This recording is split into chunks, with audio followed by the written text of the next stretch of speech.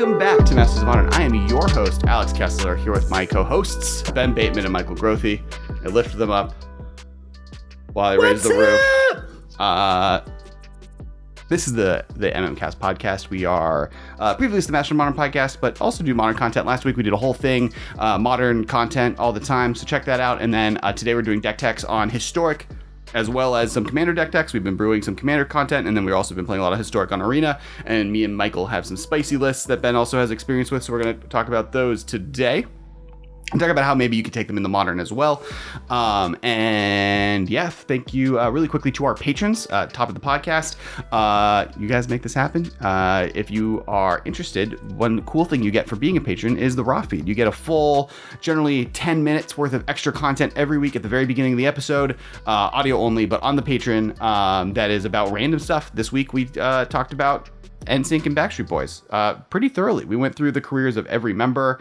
Really, it could have been its own podcast, breaking down the lives and careers of each Backstreet Boy and NSYNC member, and the New Direction as well. One Direction. One Direction, whoa. Man. Come on, have some respect for 1D. No. And so today, and I might be peaking a little bit, so I'm going to turn my mic a little bit down. That 1D conversation just got him too excited, Michael. I know, I was too hyped. That was that. Tilted. I peaked. That was it. Life's downhill from now. That's you could listen to the moment that my life peaked if you donate to our Patreon and check that out and see the raw feed.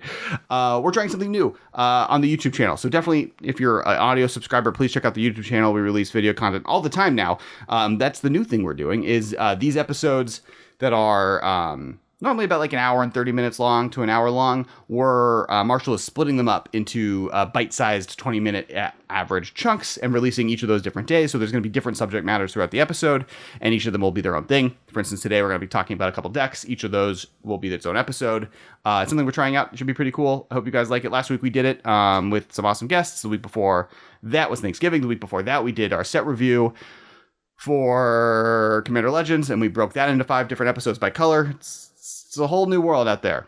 Trying out new stuff. A new fantastic point of view. And when you guys are watching and listening to this, if you don't mind, leave comments. Leave comments on these videos about what you think. Because when you leave a comment, the videos do better. And it also lets us know that you like, maybe dislike what we're doing. But we would rather know than not know. So please leave a comment. Hit that thumbs up button. Yeah. If you like it, we'll like you. Just automatically. I will conscientious like you more if you hit the like button. Hi, everyone. Today we're talking about deck lists. And the first one we're going to talk about today is a historic list that I got off of Wizards' top 5 performing deck list of that week list at some point a while back. And then have been jamming a bunch of games with and had really, really good success with it.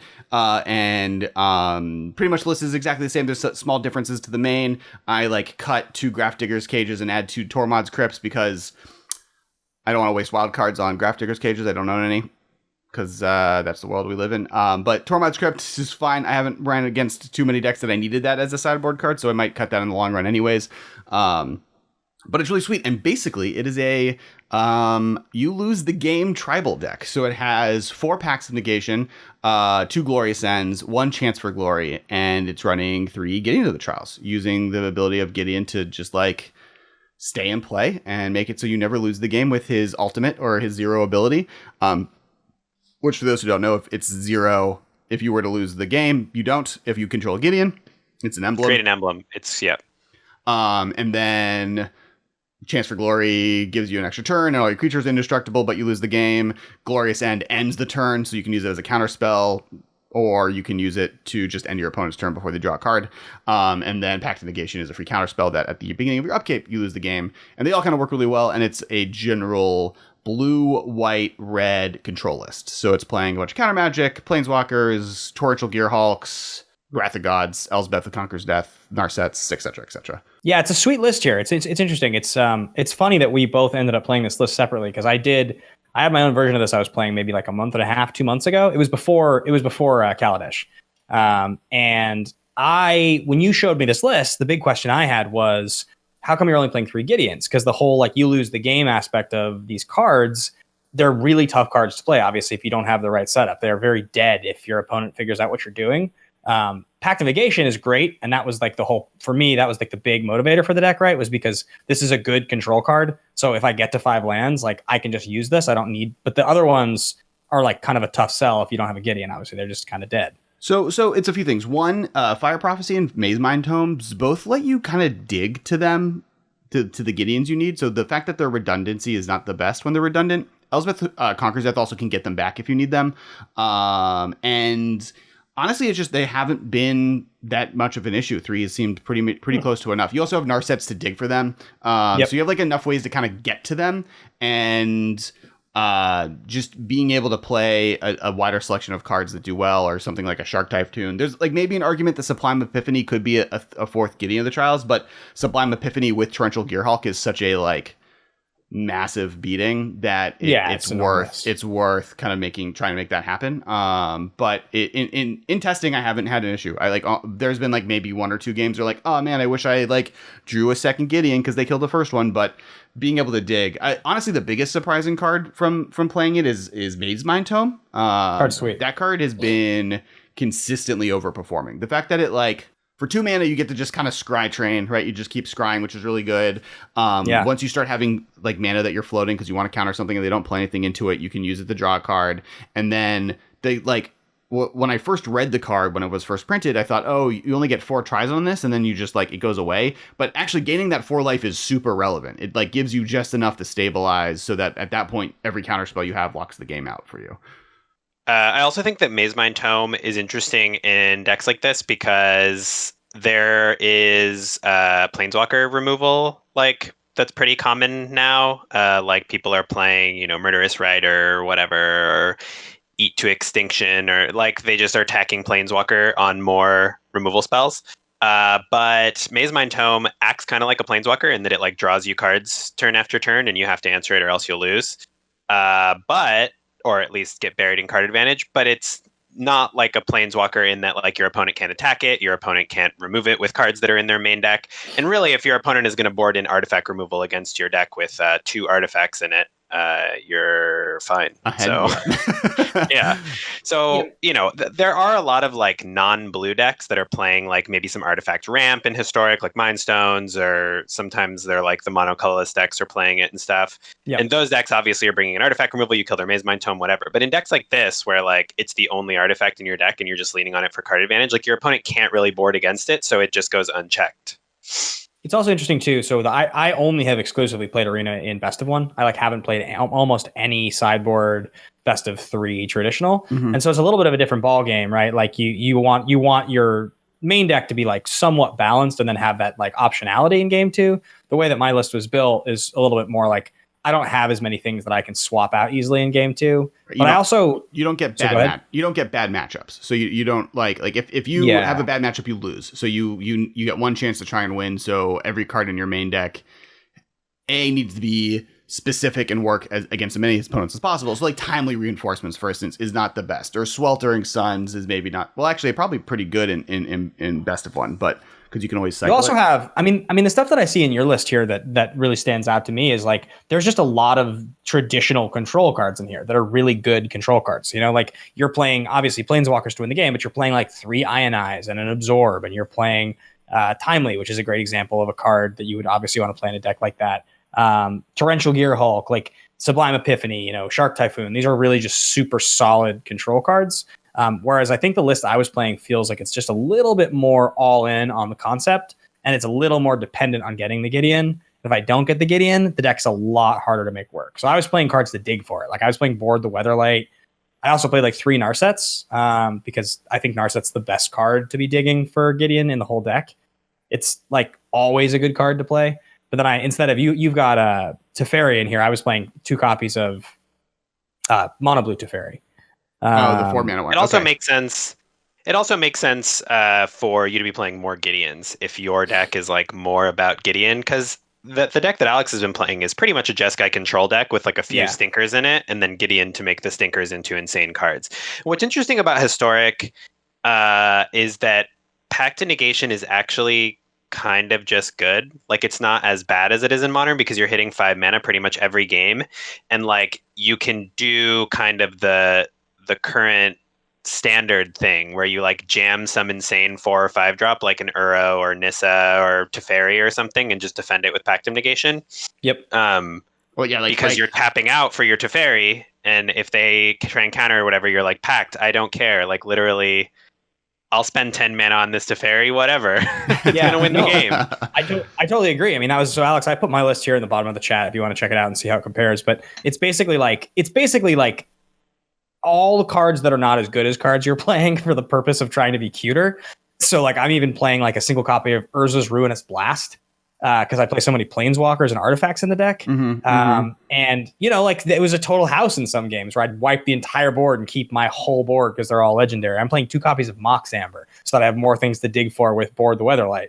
I'm playing so many planeswalkers. I played a copy of Aether Spellbomb for a long time. I do have Soul Guide Lantern in here, like you said, Michael. I played Birth of Meletis because it's, again, a card that I can hit with board. Like, so it's definitely the same concept. The big add for me at the end that pushed the deck into like starting to work finally, because I lost a lot with it, was the 2 Sphinx's Revs that I had. That was the key card that I like turned it around, because I could cycle it relatively early if I needed to, but it also, with all of the like draw discard of the Teferis, and I think I'm playing a single copy of Royal Scions in there, you would just get to a situation where you had burned all your cards and you were trying to win with a Gideon, and like end of turn, I'll draw 7. Like, you have no chance of coming back now. Right. I like really like Platinum Angel in your list, the one of. I think that's like super spicy and something that like people forget is available in Historic, as like, this is a control deck, right? Like, I'm planning on casting Shark Typhoons and Torrential Gearhulks and Sublime Epiphanies. Playing a Platinum Angel with a Pact of Negation backup is like not a non-zero game plan,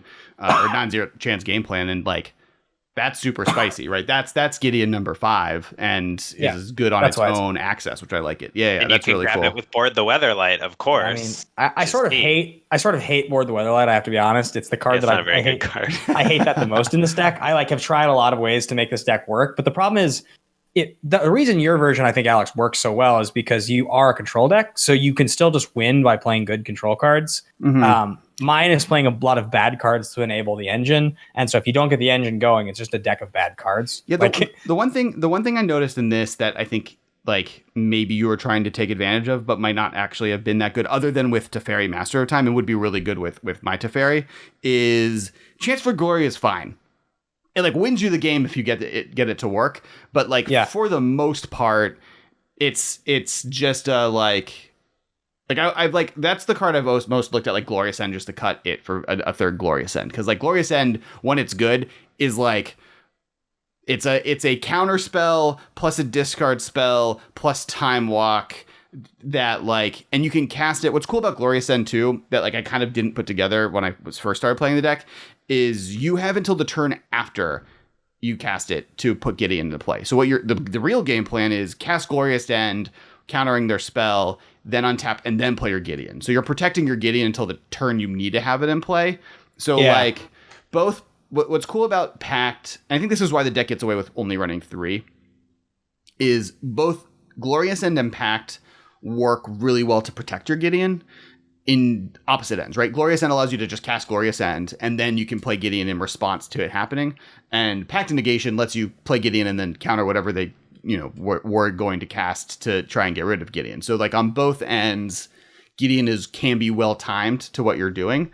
Because Glorious End can be played as a reactive spell, whereas Chance for Glory is purely proactive, but you're a reactive deck, or Alex's deck is a reactive deck. Perhaps Chance for Glory makes more sense in Ben's more proactive plan. But I had the same experience. I mean, because the funny thing is about a deck like this, so if you have the Gideon down, playing it for 3 is actually not that much better than playing it for 5 as just Time Warp. It doesn't actually feel very different. It ends up being most of the time kind of the same thing. I'm like getting this super janky 3 mana Time Walk, and if I don't have Gideon, I just lose. Like, there are also those situations where you're going to lose and you have to gamble by playing it to just like buy yourself an extra turn in case you maybe are able to dig into something, and those turns like really suck because you often lose on those turns.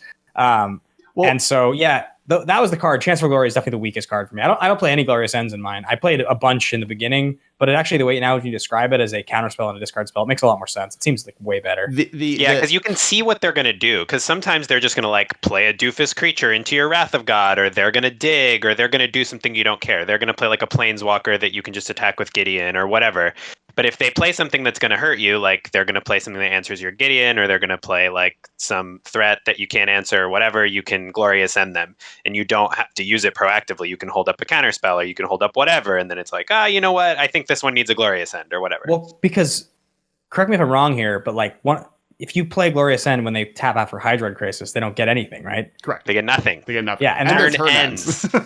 And that's like the move, because like one of the big things that I've found with the deck is that they play their Hydroid Crisis if they're a big ramp deck, and you're like hack the negation, but you like still get all these cards and all this life. And I'm like mostly sure that also you exile everything that's on the stack, so you also get Uro.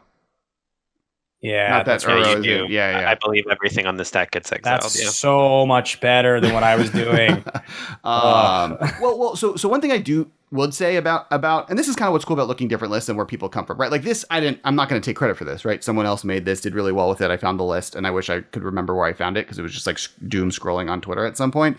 But yeah, what's cool about your list that's different is like, what's cool about Chancellor Glory is there's a way of building the shell that is a Planeswalker tribal shell that Chance for Glory then is insane, right? And you're kind of already doing it with the sagas. Like sagas and Planeswalkers both like really love extra turns. So like I would lean more into like how many Elsbeth Conquers Deaths can I be playing out of this list? And like how many different ways, or like Planeswalkers. The problem is that most of your Planeswalkers don't care in your original list about extra turns, right? Because like Ashiok you're not playing Ashiok plus or minus hurt. You're playing or them. You play Ashiok so that they can sit in play and ruin your opponent's day, or exile a graveyard once. Gideon the Trials doesn't care after you zero him. His loyalty doesn't matter. Narset, you get 2 triggers and you're done. Royal Scions is probably your best one after Teferi. I have ulted Royal Scions in this list a bunch of times, and it's a really sweet feeling. Like that card's really sweet. That card, I think, is pretty underrated, actually. I find that people kind of ignore the card. They like don't care about it very much. But the fact that it digs you to what you want, can refill your hand if you get enough turns with it, and also means your Gideon kill plan gets even faster. If you don't want to dig, you're just like, now that I have the game locked down, I have these like 2 backup counter spells, I'm just going to dome you for 6 a turn. Like, and they're both pluses too. So like if you just have a good hand, you can like, I'll just get you for 2 more, and eventually you're still going to get to ult. I think that 5-mana Teferi is something that like is worth thinking about for any, like even if you're a Planeswalker-y version of this and less counter spells like what Alex is playing, where Alex is like a control deck with some Planeswalkers. If you were like Planeswalker tribal, maybe keeping the Urza's Ruinous Blast, I feel like Teferi plays really well with Chance for Glory or Glorious End because of the untapped 2 lands. And the fact that like taking an extra turn with Chance for Glory or taking an extra turn with Glorious End like benefits Teferi because he ticks up, he draws a card, he gets closer to ultimate, which if you ultimate Teferi, you're winning the game. So I feel like 5-mana Teferi works really well in this deck. And another thing I really like about what Alex is doing, which I don't know if this works as well for like a Planeswalker tribal deck, but Torrential Gearhulk I think is really cool in the deck because it allows you to cut copies of Glorious End and Chance for Glory, which are like situational, but you still get the same number of that effect, right? Because if you have a Glorious End in your graveyard or a Chance for Glory, which hopefully by the time you're casting Torrential Gearhulk, you've played one at some point, this Torrential Gearhulk can just be another copy. So you get like more copies of your best effect, your key effect, but you don't have to like dedicate slots to a card that is potentially bad. I agree. When I read the Gearhulk, when I like read the Gearhulk, I was like, oh yeah, this is because the one thing that my deck would do, and I would notice this time and time again, this is one of the reasons I put in the Platinum Angel, is it would get the engine going, but it would be super dirtily because like without the right threat, or if they have like blockers or like some way for, you don't close the game out fast enough. And then you're not taking advantage of your extra turns. You're not actually taking advantage of the velocity, which is where your list is better, Alex, because like you have all the counter spells and you have all the ways to actually close out the game. The Gearhulk, I mean, there's 2 copies of Gearhulk on your list, and I think for a reason, like getting a big threat and also an effect is the point, and that's kind of Gideon is an amazing Magic card. incredible, like how it's built to make the strategy like this work, because like you both get the I don't lose and you get a 4/4. But it's such an important card to my list because if I don't have Gideon, the deck doesn't work and I don't have a win condition. Right. The one of the cool things about Torrential Gearhulk, like just like Q things, is the commit strategy as well. You can target commit but cast memory off of a Gearhulk because it casts you can like it plays with the instant sorcery. The way Aftermath is worded is it's like if you play this from your graveyard, you can cast the Aftermath half or something weird like that it works with Gearhulk. Well, it's Gearhulk can target it because it's an instant, but then once it's exiled, you can target it because it's an instant, half. but you can choose to cast the Aftermath. Yeah, you know what Aftermath card I've been like super stoked on, and I find that I like more and more? Insult Injury. That card's real sweet. Like that, like the fact that for 3 mana you get like a shock effectively. I think it's like a creature and a player. I want to say no, it's 4 mana. That's the Aftermath. It's 2 and a red. Damage can't be prevented this turn. If a source you control would deal damage this turn, it deals double that damage instead. And then 2 and a red injury.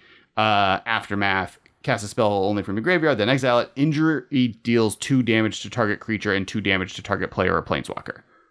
Yeah, it's like a really sweet card. It's pretty aggressively costed for what it's doing because the front half can just win the game out of nowhere sometimes. And then the back half, if you have enough mana, often can, be like a total swing, right? Like 4 points to a planeswalker and 4 points to a creature. Also, or if you like just play Insult and you have lethal on board, but they have a removal spell or something and you don't kill them, you're not really down a card. You have a 3 mana shock in your graveyard, which is not impressive, but it's like... Yeah, it's been something. It's probably the Aftermath card, I would say, that when the set was spoiled and we did our review of it, it's probably the one that I read that I was the most excited about, that I've actually been like, I guess Claim Fame is actually the one, but this is definitely the card that I read that I was like, this is going to be good, that I, in the end, was like, oh, this was actually good. I was correct about this. How do you feel? How has Bertham Letus been? Pretty interesting. I think that card's pretty good. I used to think it was kind of garbage. Like playing against it, I would always be like, I don't care about this. But that's because I was playing a rogues deck and where everything like had flying and I had counter spells. But in general, I think that card's pretty good. I think the fact so one of the great lessons I have learned from you, Alex, over the years is that things early that get you a land, like that just put lands into your hand that have any other effect, tend to be pretty good. And I hate playing lands and I hate playing expensive things. So I usually ignore those cards. But Historic, obviously, because it's restrictions, there's only certain things available. I happened on it because of the board, the Weatherlight strategy. And what I realized was this deck just needs to hit its land drops. It needs to curve out. It needs to make sure that it can get to 5 to protect back to negation in time. All those things. And so I think I play 3 planes in my list. And I've been pretty consistently impressed with the card. It's better than Wall of Omens 30% of the time, and then much worse 70% of the time. Well, Wall of Omens cantrips into a card. 30% of your deck is lands. It's 30% of the time going to draw you a land. This also gains you 2 life. But then it's one of the places that I've been that you don't draw a land at Wall of Omens is, and it's better than that, right? Because there's a 10% of the time where you want a land that you don't draw a land, and there's the 10% of the time, yeah. I think one of the places I've been the most impressed with it is that the mono red deck is just a super annoying deck to play against in Historic. I hate that deck with all my heart. I kind of hate mono red in every format, but Historic especially I hate it because your velocity to punish them fast enough is usually not really there, and it's really fast. The Prowess one, the Wizards one, actually the Rakdos one's really good too, but the Prowess one especially is really good. That deck is just really fast. So having something that draws you into a land to make sure you can cast your cards, gets you a 0/4 blocker, and gains you 2 life, pretty good against them. It's a pretty solid card against them. Yeah. What have you found in playing Historic for both of you guys? What have you found is the most essential piece of the format? Because what my big realization is I played a lot of the Rogues deck and then this deck and had another couple that I messed around with was that you really need creature-based interaction. You have to be able to not the Goblins deck, for instance, will just roll you over if you're not able to interact with them early. And there's I would say there's a handful of decks like that. The Elves deck is kind of like that. The Goblins deck is kind of like that. Losing to Goblins is extraordinarily frustrating. Amux is hitting players okay, this card's dumb. Yeah. I think there's a lot of the list that I'm playing is like built in different ways to just like try and stop goblins from killing you, right? It's playing like 5 board wipes. One of them can be done at 3 mana. It's playing just like as many counter spells or like glorious ends are all good at stopping goblins from winning. And I think it's like built to just like, how do I chain these into Gear Hulks, eventually making it so they have tried casting all of their Muxuses, and I've countered every single one of them. Because otherwise, sending a Muxus is like super epic. Yeah, it's real good.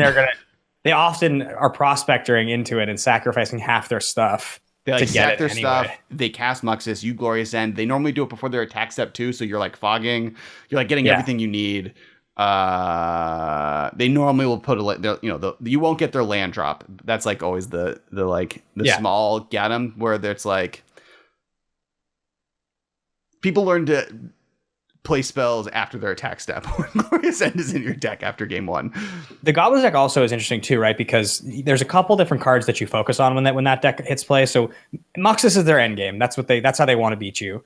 But there's also the Snoop, who's very good. Snoop is like if they can land a Snoop early that you don't deal with, they can get way far ahead without even winning with Muxus. And then Prospector is basically Prospector, Snoop are the 2 key cards early that I think you have to kill. I hate when they play Prospector into Snoop and then Krenko's on top of their deck on turn 2, on turn 3 or whatever, and I'm like, all right, I guess you're the luckiest and I lose. Cool. That was what I was going to say. Is that Krenko, I would actually say Krenko is more kill on sight than necessarily Snoop is. I have lost a lot to Krenko. Well, I mean, Krenko like is 4 mana and it's like clunkier and they don't always play it out on turn 4, but I've lost to Krenko like as much as I've lost to Muxus. Like there's been plenty of games where like my opponent plays Muxus and I counter it and I'm like, haha, got him, and they're like Krenko and I'm like, oh, I'm out of answers, I lose. No, that I agree with. The thing I was going to say, and I told you guys this before when I was playing the Rogues deck, but I in the end was main decking 2 copies of Witch's Vengeance by the end of the time I was playing the deck. Because it's good. It's legitimately good against like half the format. It like wrecks the Goblin deck because you're 1 turn faster than a Wrath of God. So if you have any interaction, like combined with like Brazen Borrowers, it's actually pretty hard to lose to them. You can sequence it so that like whatever haste thing they have, you can bounce and then you wrath them on your turn. But like even just honestly, Witch's Vengeance just as a hard cast kill something is pretty strong. That card, I think that card's actually, it's funny, we previewed that card and it's like kind of underrated. I think that card's good in Historic. Modern. How would you port this list? Because you've done that before, right? Like what cards, I know like off the top of my head, just like Angel's Grace is like the main like other Gideon that's like really good. And already there are decks that are playing, Ad Nauseam decks are like already taking advantage of Angel's Grace effects. I mean, you guys remember I played that Delver Pack deck. That's what you're talking about. I had a period of time where I actually purchased all the cards for that deck and like was playing a version of it with Pact of the Titans and Snapcaster Mages and like Angel's Graces. It was like really fun. It was a really stupid deck and it wasn't good enough, but it was a similar concept to this. And the problem with that deck was always that Modern's really fast, so you can't be the tempo version that I wanted to be because resolving Gideon and having the like correct colors to hit all your things and not getting removed or countered or interacted with was so hard to do. Early, you ended up sort of being this tempo deck that like didn't have enough power to play control, but you ultimately like would win the game more often if you hit more land drops and could kind of play control. Mm-hmm. But yeah, I mean, like that deck, the whole like premise with that deck was I think you could like how like you had Angel's Graces in the deck so that you could like turn 2, end of turn, Pact of the Titan, and then like Snapcaster Mage, making like 2 4/4s at the end of turn 2. Yeah, that's getting like 10 power into play, and then on upkeep you would Angel's Grace so that you didn't lose to the triggers. Yeah, I have a Gideon tribal deck that I was messing around with too, and it was like very hard into 4 Snapcaster Mage, 4 Pact of Negation, 4 Pact of the Titan, 4 Angel's Grace, Bolt Path, and then the fact that you can, like, the way Gideon's emblem is worded, it works with all Gideons, right? You don't need Gideon of the Trials. As long as you have a Gideon in play, his emblem works. So I was playing 4 mana Gideon from Battle for Zendikar and even 1 Gideon Jura, original Gideon, because, like, all of them are different versions that kind of, like, work. And then, like, with Snapcaster Mage, you get a lot of Pact of the Titans into play on turn 2, and then can Angel's Grace. immediately after that. I mean, the move probably, honestly, if we're thinking about this deck and we're really trying to make that version of the deck in Modern work, is don't play Delver, play 2/1 Gideon, legendary creature Gideon, and play him on turn 1, and then do the thing we just talked about. What? He doesn't count. He flips though, and he counts. When you flip him, but you have to have, I guess you flip him with the... Hey. You play turn 1. So if you go turn 1 Gideon, turn 2 the thing I talked about with Pact and Snapcaster Mage, you're gonna play Angel's Grace and flip him on that turn. Which, like, obviously it's a little janky, but I do think that if you're trying to go with a more go wide strategy with this, and you definitely want to have a Gideon in play and you want to be aggressive, he's probably the better card. You're probably supposed to play him, not Delver. You're probably supposed to like invest in trying to flip him as early as you can. See, I almost say like don't play Delver. You're playing 8 copies of Gideon with this and Angel's Grace, but like I would go deep on Glorious. Like Glorious, and I don't think it existed in Magic when I originally brewed this deck. I like found it on my like decked app saved folders brew list that I definitely made on an airplane at some point.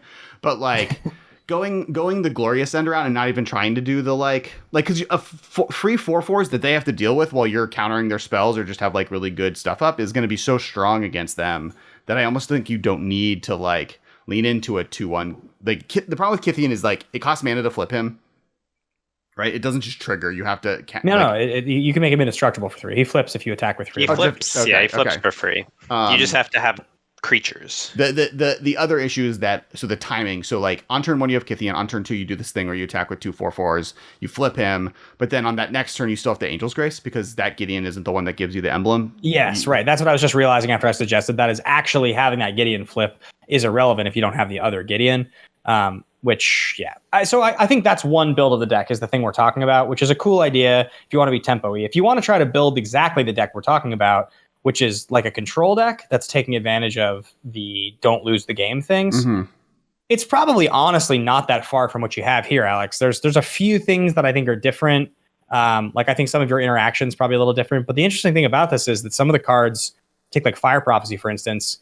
Fire Prophecy is like a good card for more than one reason, and there's not like a good comp for Fire Prophecy. I would play Lightning Bolt over Fire Prophecy. I mean, for sure. But I guess what I mean is like that. I think like you're not just playing Fire Prophecy to deal with creatures. You're playing Fire Prophecy because it deals with creatures and it digs you into what you need. So like, sure. If you're not playing that card, then you need to figure out probably more efficient ways to dig. I do think you're probably playing 4 copies of Getting the Trials in the Modern version because it's going to get removed way more often. Your counterspell suite's better. It's cheaper. Yeah, like you can cut down on lands. You can bring by like bringing in Serum Visions, right? That helps you get rid of the Fire Prophecies. You also instead of Torrential Gearhulk and the Gearhulk package, you go to Snapcaster Mage. You also get access to like Jace the Mind Sculptor and other things that let you dig, maybe over Maze Mind's Tomb. Like I think you can like upgrade everything downward. Like everything kind of becomes cheaper to a slightly better version of a card. And then. But yeah, I think you're right from the point like most of the cards don't change that much. I think like 3 to 4 Gideons, Narsets, Glorious Ends, Pact of Negations, Teferi, Wrath of God. Like Wrath of God maybe goes away. You just don't need it in Modern, right? Like it's not like you don't need board wipes as much as you do.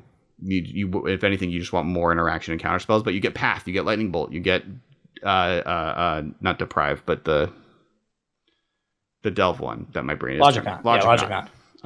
Yeah. I think there's negate, a not pact of negation, the Force of Negation. Yeah, Force of Negation you can play Remand if you want to, if you want to do that instead of like them having cards is not that important if you are able to shut them down. So like tempoing your way into it. But yeah, I don't think it's that different. I don't think it's that different at all. Thank you. Just a middle ad. And thank you, everyone, for watching. Like and subscribe. If this is a video version, there will be one tomorrow. We're doing these now every day of the week. We're splitting up into multiple videos a week. So thank you so much for watching. Next week, we're going to be going over a deck that Michael's been playing in Historic. In the meantime, make sure to follow us on Twitter. I'm at Kess Wiley. You guys can find me at Ben Bateman Media. I'm at Dudar, Dudardd. Also, make sure to check out every Monday. We are live streaming both on YouTube and Twitch. Commander Games. I think tonight, if this comes out on Monday, we have Zvex and a mystery guest that I don't know yet, but it'll be really fun. Definitely check that out. And then, good times. Now, also thank you to all our patrons. Again, you're the best. Yeah. Thank you so much. This has been a production of Time Traveler Media.